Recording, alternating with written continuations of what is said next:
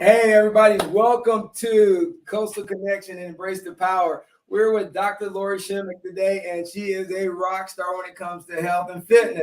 And we're glad to have her on the show. She's going to tell us her story, and definitely we're going to touch on key points about inflammation and the genetics that people have that they don't realize some things they eat may not just be good for you. With no further ado, I'm going to kick it over to my boy Mike G, and we're going to get started. The Coastal Connections.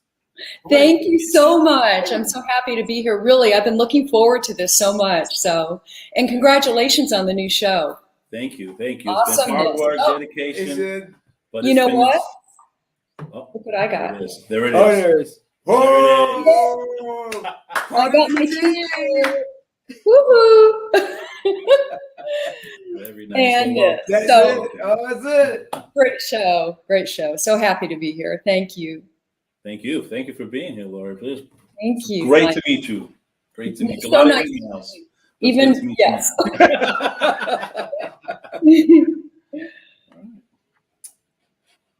So now, where are we at, Vince? What is the first question we're going to reach? All right, we're going to reach out and say, hey, Lori, I want to know how you got into the business of health, because there was a great quote that I had. It was called, health is not valued until you get sick.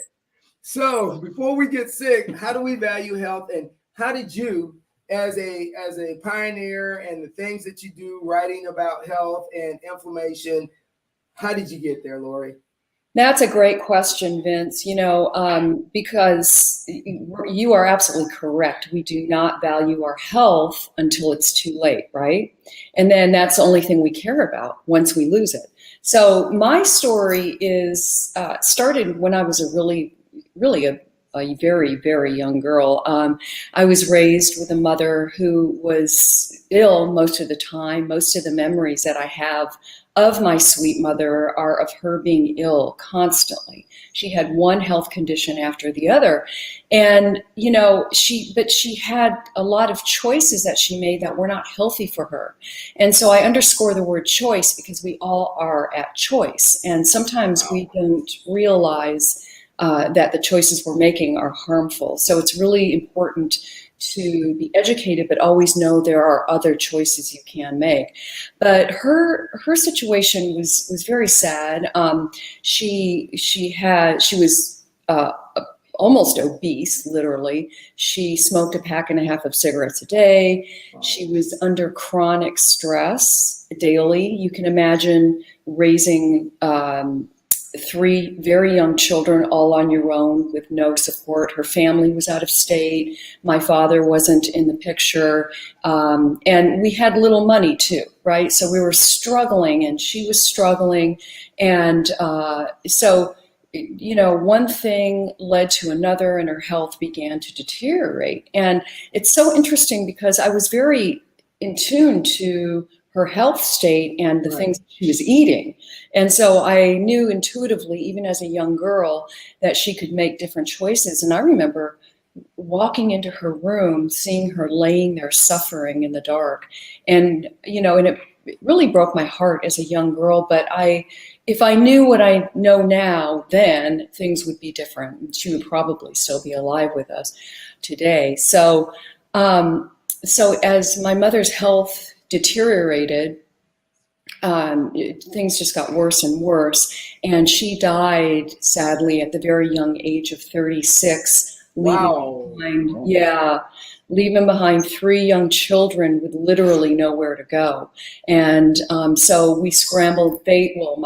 My family scrambled to ensure that we were all taken care of, but we were never to live together again. We were all separated, my 2 younger brothers and I. And, and it's a sad situation because when we make choices that affect our health, it affects other people too. And so I remember my mother, because she was so sick, she couldn't nurture my younger brothers or take care of them most of the time. And most of the time that job was left to me. So I was cooking for them all the time and, playing mommy, if you will. And so one of their main dinners, for example, was eggs, always eggs, because that's one thing I knew how to The cook. poor man's meal, man. Now they both hate eggs to this day. But, it's just the way it goes. And anyway, so when I graduated from high school, I said to myself, I want to help other people, and I want other people to know that they have choice in life, because I felt so bad for my mother. She was on her own and didn't realize she could have done differently. And so that's what I did. So I went, I got my doctorate in psychology, and I worked at Family Outreach, which is a nonprofit for at-risk families, and counseled them, and then became vice president of the organization. But during this whole time, my interest, of course, is in health. I was always into health, reading books about nutrition and health and medicine, even when I was a little girl. And so I decided, after a long time with Family Outreach, that I would create my own company, because I saw firsthand what happens when you change people's diet. Wow. And my clients, they changed. Their motivation changed when I literally made them change what they were eating, because that's the first thing you should do no matter what, right? Because, and I can go into it later, but our gut health impacts how our mood, it impacts our energy level, it impacts how we view the world. And so that all starts with the types of foods that we're eating. And so I left there, I went back to school, yes I did, became a nutritionist, and I got my certification in life coaching, and all with the intent of creating my own company with my background in psychology called HealthWorks. And so that's what I've been doing ever since. That's interesting. I have a question. So it's all started with the psychology of how the mind works, and then you work yourself towards bettering the body as well. So you kind of combine two medical worlds. Yes, yeah. Made it into one, and which is pretty dynamic for one person. That's very nice. Well, thank you very much. Yeah, it's all interesting to me, all because I'm helping people in different ways, right? And so when you think about people's new diet, let's just go there, that's the number one factor in almost every aspect of our life. Correct. Okay, yeah, and you started out with a book called Fat Burn, and then you moved over to your other book, Inflammation, where I started reading, and then that's when I reached out to you and it's asking you, because I had really never heard of fat inflammation until I got the book. I read your first book, but then I read this book, and it was like, wow, okay, I never thought, genetically that I would have issues with things and I couldn't lose weight. And it wasn't really because I wasn't working out, because I was already working out 5-6 days a week. It was the fact that my body wasn't processing certain foods anymore because I had changed over the years. So you kind of tell us about your book, and then kind of tell us about how people need to become more aware of, as their bodies change, how they need to be more aware of what they should be taking in eating wise as they get older. Yeah. So, one of the things that, to make it very simple for people, is what you need to do is focus on resolving inflammation in the body, protecting yourself from it, mitigating it, and then resolving it, right? And so one of the things that you can do is to eat an anti-inflammatory diet, and we can talk about what that is. But yes, there are, as you said, Vince, very special things that people are unaware of, such as the effect that certain foods have on your weight. And when you start to gain weight, then this becomes like an inflammation factory, sadly. And we've got, especially people, there's a certain threshold that we're all genetically equipped to handle of inflammation. It's different for everybody. Some people can gain weight and not have a lot of inflammation, but others can gain just a little bit of weight and up goes their inflammatory markers. But obese people absolutely have it. and they have an enormous amount of inflammation circulating in their body. And so the sad part about weight gain is that the inflammation, your fat cells are producing inflammatory molecules, and this inflammation, after this threshold, this individual threshold is met, begins to set up somewhere else in the body. And this is what causes illness, disease, faster aging, and weight gain. So that's what chronic low-grade inflammation will do. Wow. And it's you can't feel it unless you begin to feel the symptoms, right? Which take time to develop. All right, hold up. Somebody's got a question for you. Go ahead. We'll show it. There we go, guys. Hi, Vicki. So I'm an 8-year survivor of breast cancer. Carry the BRCA of 2 gen and have never recouped my energy since chemo. Any suggestions? Yes, absolutely focus on your mitochondrial health, okay? That's a number one thing you need to do. And there are supplements, and this is a good instance of targeted supplementation where magnesium is extremely important. Vitamin D3 is extremely important. PQQ is another one, and CoQ10. And then you can throw in berberine, because there's research showing that berberine is especially beneficial to those who haven't had breast cancer, very protective, and then those who have. So berberine is an herb, and those are going to help mitigate any kind of mitochondrial dysfunction. And all mitochondria, what they do is create ATP, which is cellular energy, and that promotes less fatigue. So the more mitochondria you have, the healthier they are, the more energy you're going to have, the less weight you're going to carry, and overall you're going to have optimal health, because mitochondria really is where it's at in terms of cellular health. Wow, we're gonna need you to make sure you post a long list of all those terms, because we don't do public spelling. So Vicki, if you just feel free to contact me, and I'll send you the list of what I mentioned. Hey, run Lori's thing. So hey, Vic. Yeah, Lori says that you are allowed to, you can contact her, and guess what? She'll actually talk to you without no cost. If you talk to her on Twitter, on Instagram. Yeah. Lori answers people all the time about questions they have, and that she's just a rock star with just trying to make sure people are healthy and safe. Now, since you've touched on your book and you touched on, that was a great question, Vicki, by the way. Next thing we'd like to talk about is the new book that you got out. You know what I'm saying, Mike? Put it out there, man. Well, it's the Ketogenic Key, and I did it with I wrote it with my brilliant co-author, Steve Welch. And Steve and I, it took us probably almost a year and a half to write this book. It is packed and based on very quality research.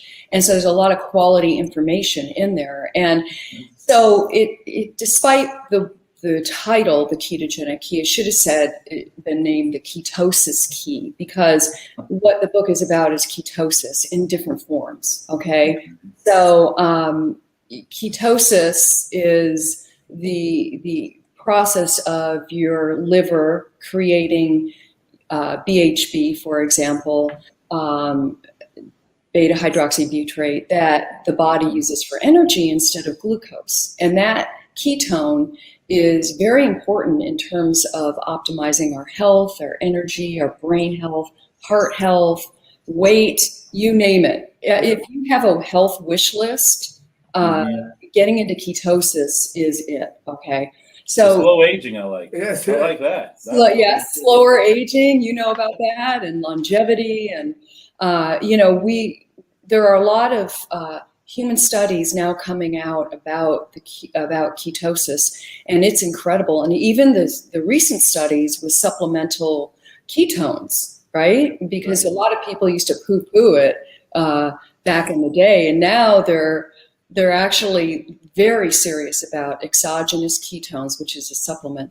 But again, that's another form of getting into ketosis. Another one is exercise. And another one is intermittent fasting, which I wrote a book on. That's what I was about to ask, but you got there before I could get there. But let's hold on, Laura. You're on the show, Doctors. I'm one step ahead, aren't I? I'm gonna break that up. Because that was a heated show about fasting, and that was the number one subject: is fasting good or is it bad? And so many people go back and forth on what is fasting and what are the benefits for fasting and what are they not. So, Doc, you have the floor. Oh, well, thank you. But yes, fasting is truly exceptionally beneficial to your health. And, a lot of people are afraid of it because they think they're starving, or they think, they can't live without food. They're going to pass out. And I don't know if either of you have tried it, but you absolutely do not. When you've been told not to eat for 12 hours before a blood test, that is right there an indication of, yes, you can get through 12 hours. And by the way, there's a lot of benefits in 12 hours of fasting. And it's even easier than you think because you're sleeping 8 hours of it, right? So if you... I didn't think about that. Yeah. So if you if you stop eating at 7, you can eat again at 7 in the morning. You 7 at night to 7 in the morning, and there you go.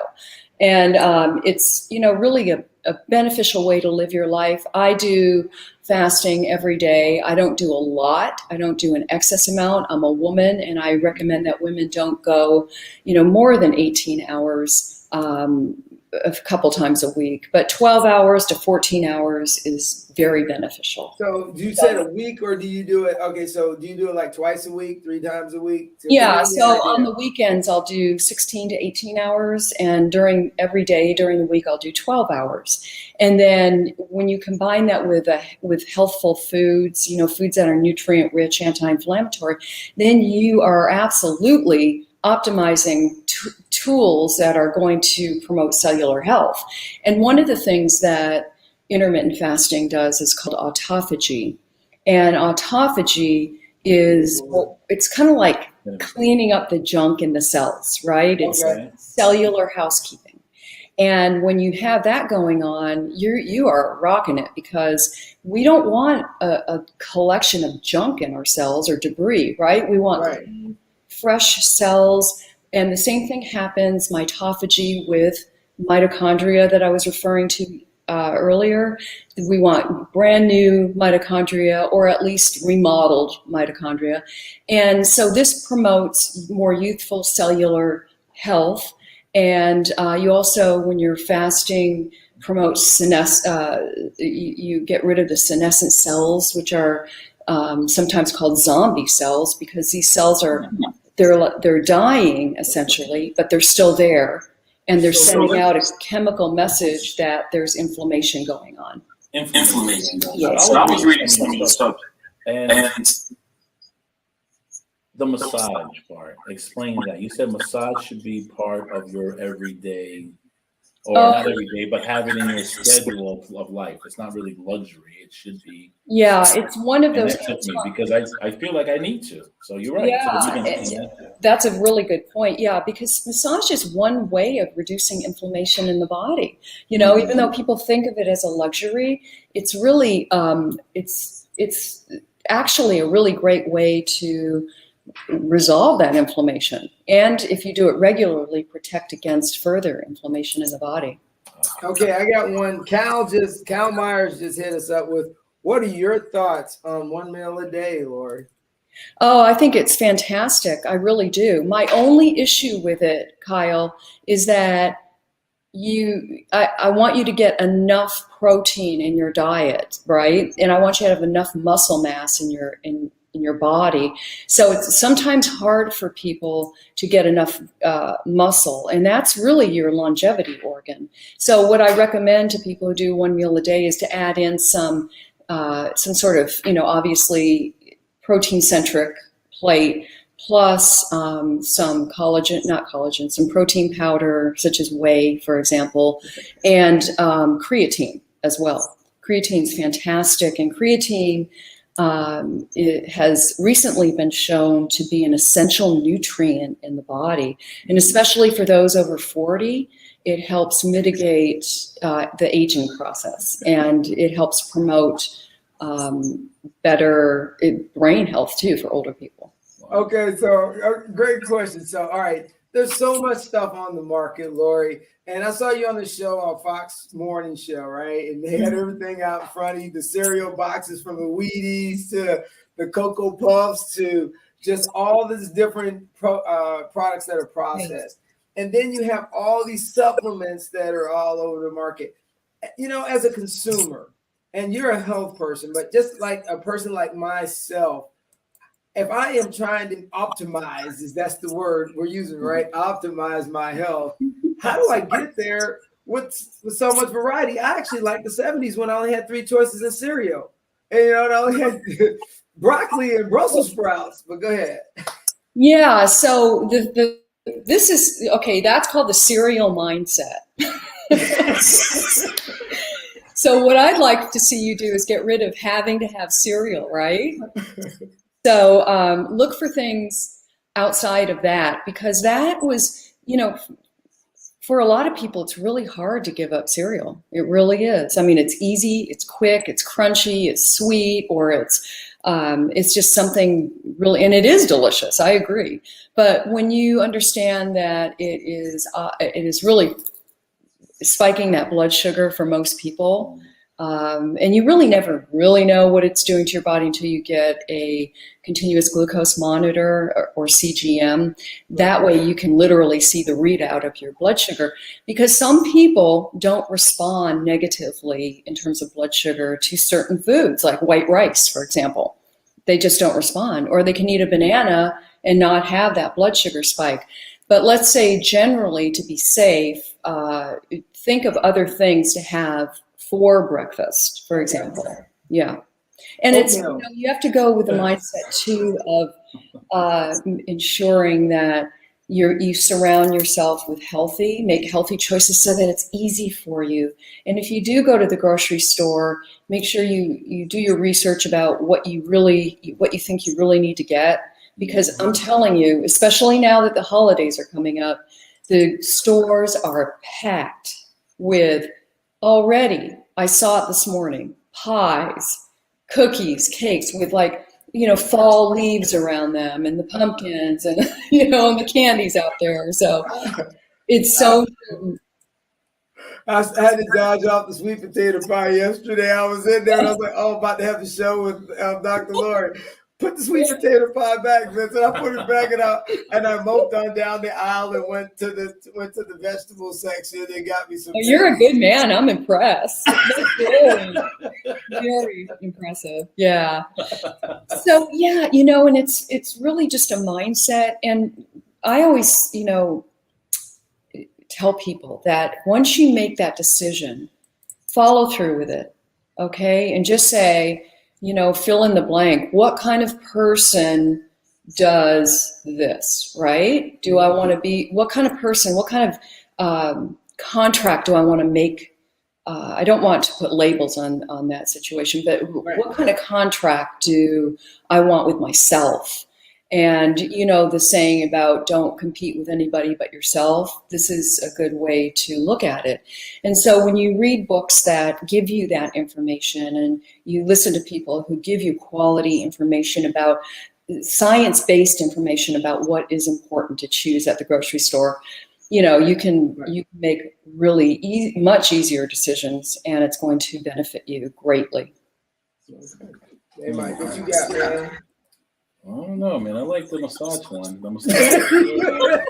Because I get massages, I get kinks in my back, and I see that it struggles with my energy. It struggles with my everyday. You know, yeah, it really does. You know, I'm reaching 43, and I'm noticing things. And I don't eat McDonald's. I don't do none of that stuff. You know, nothing against people who do, whatever. But I still feel like, I don't know, I'm getting beat up. I just feel the energy's not there from 35 to 43. And I also try to eat, you know, seafood, chickens, little red meat, you know, even though I like steak and stuff like that. But it's just, this is dynamic stuff right now. What would you say for beginners, people like me? Yeah, and I think that that's a really great example there, because once you hit, you know, over the age of 40, you begin to really lose muscle mass, right? And your metabolism starts to slow. And this is a really good time to start thinking about and taking care of your supplementation, targeted supplementation. Yeah, it's very important. You begin to lose vital nutrients naturally as you age, and CoQ10 is one of those that people after the age of 40 begin to like muscle mass because, you think about your muscles have a lot of, CoQ10, they need it, your heart muscle needs it. And so that's why it's so important to, make sure you have adequate, get a blood test. You may be deficient in vitamin D. Vitamin D has symptoms people mistake for other things. Joint pain is a symptom of deficient vitamin D, and magnesium as well. So make sure that just a randomized blood test will show you everything. I get one every 6 months, and I do my vitamins every day. So I'm like, and everything's good, little blood pressure, but stress of life. Yeah, and make sure you get enough too, because some people, physicians will say, well, just take a multivitamin. Well, you get 10 international units of vitamin D in there. So I had a client the other day, and everything in his multivitamin, there was nothing, literally nothing. Wow. Going to affect his health. Yeah. It's taking nothing. It's nothing. You're right. It's taking nothing. No. Hey, Lori, the one thing about it is that as people look in the 21st century and we're trying to get healthier to some degree, we've watched COVID attack. And I know before we run out of time, I definitely wanted to touch on how important it is that you manage your health, because the amount of people we've lost to COVID just due to some of the maybe lifestyle changes. What were your perspectives on that before we close up today? Yeah, that's a great question, and such an important question. And it's one of my, burning frustrations, because, there's a lot of talk about what we can do to prevent it with masks and disinfectant, but nothing about nutrition or lifestyle choices, right? Yep. It's so important. Everybody, I don't mean to disturb you, Laura, but did you hear? Thank you. Mass. Yeah, you're welcome, Michael. But really, right? And so, if I really believe there needs to be so much more education. That's what one of my goals is, as you both know, is to, empower people with information, knowledge. And once people have it, they start to think differently. Change doesn't happen overnight, really. It's a transition. And so, unless, you're really motivated, it could happen overnight. But when you look at choosing differently, and you look at things like sugar and these processed vegetable seed oils, such as vegetable oil, corn oil, canola oil, which people think is very healthy, soy oil, which research shows is deteriorating brain tissue. I mean, it's harmful to our brain health. And so when you look at sugar and its inflammatory impact and these oils, sometimes they're combined together. Wow. And that's a real problem. So people don't know it, and they're buying products that have a ton of sugar in it. They don't know it because they just have no idea that there's a ton of sugar in bread. Or, another thing people are doing that they don't realize is they're not drinking enough water. They're not hydrating. And, it's causing a lot of inflammation in the body.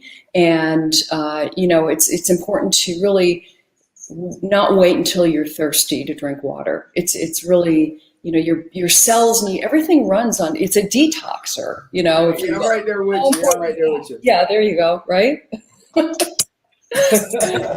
Water. No. Yeah. And so it's really important for metabolic health, everything. So.